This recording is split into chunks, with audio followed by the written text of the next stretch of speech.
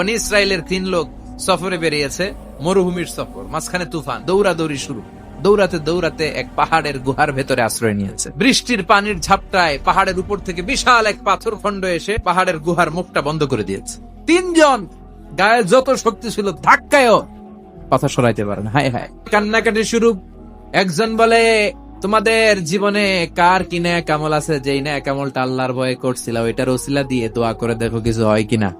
একজন হাঁটু গেড়ে চোখের পানি ছাড়া শুরু করছে, আর দোয়া শুরু করছে, আল্লাহ আমি পেশায় রাখাল, সারাদিন ছাগল চড়িয়ে রাত্রিবেলা দুধ আনতাম, সবার আগে আব্বা আম্মারে দিতাম। একদিন গভীর রাতে এসে দেখি আব্বা আম্মা ঘুমায়। আল্লাহরে ডেকে বলে, আল্লাহ ওই দিন সারা রাত দুধের বাটে নিয়ে মা বাবার শিওরে আমি দাঁড়িয়েছিলাম। ফজরের সময় আব্বা আম্মারে দুধ খাওয়ালাম, তারপরে ছেলে মেয়েদেরকে দিয়েছিলাম, তারপরে স্ত্রীর মুখে দিয়েছিলাম। ওই রাতের ইবাদত যদি তোমার দরবারে ভালো লেগে থাকে, আজকের বিপদের দিনে কেউ বাঁচানোর নাই, তুমি আমাদের বাঁচাও। মুহূর্তের মধ্যে বিশাল পাথর খন্ডটা 1/3 ডান দিকে সরে যায়। দ্বিতীয় জন হাঁটু গেড়ে আবার চোখের পানি ছেড়ে আল্লাহরে ডেকে বলে, আল্লাহ গুণবতী রূপবতী আমার এক চাচাতো বোন ছিল, তার প্রেমে আমি ছিলাম পাগল পাড়া, কিন্তু সে তো আমার ডাকে সাড়া দেয় না। চাচাতো বোন আমারে বলে, 100 স্বর্ণ মুদ্রা যেদিন দিতে পারবা ওই দিন আমারে পাবা। বছরের পর বছর চেষ্টা করে 100 স্বর্ণ মুদ্রা যেদিন পেলাম ওই দিন চাচাতো বোনের কাছে গেলাম। সে পাইছে স্বর্ণ, আমি পাইছি তারে। গোপনে একটা রুমের ভেতরে ঢুকলাম, দুজনে জামা কাপড় খুলে ফেললাম, পাপ কাজ শুরু করব।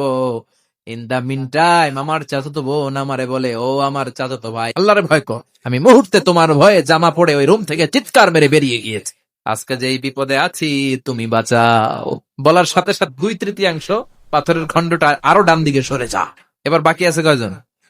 সে দোয়া করতে শুরু করলো, আল্লাহ আমি ব্যবসায়ী ছিলাম, অনেক শ্রমিক ভাড়া করে একদিন একটা কাজ করালাম। এক শ্রমিক টাকা না নিয়ে কই যে গেছে নিজেও জানি না। এই টাকা দিয়ে আমি কয়েকটা ছাগল কিনলাম, এই ছাগলগুলো বাচ্চা দিল, দিতে দিতে বিশাল ছাগলের রিফার্ম করে ফেললাম। 12 বছর পরে সে এসে বলে, আমার টাকা ফিরায় দাও। আমি বললাম, এই যে ছাগলের ফার্ম পুরোটাই তোমার। সে বলে, আমার সাথে ঠাট্টা করো, 1 যুগ আগে যেই টাকা পাইতাম ওইটা দিলেই চলবে। সে যতটুকু টাকা পাওনা ছিল অতটুকু দিলেই সে খুশি হয়ে যেত। শুধু তোমার খুশির জন্য পুরো ডেইরি ফার্ম আমি তারে দিয়ে দিয়েছিলাম। আমার সেদিনের আমলটা যদি তোমার কাছে ভালো লাগে তুমি বাঁচাও। বলতে দেরি, মুহূর্তের মধ্যে বিশাল পাথর খন্ডটা অন্যদিকে দৌড়ে চলে যা। আল্লাহু আকবার।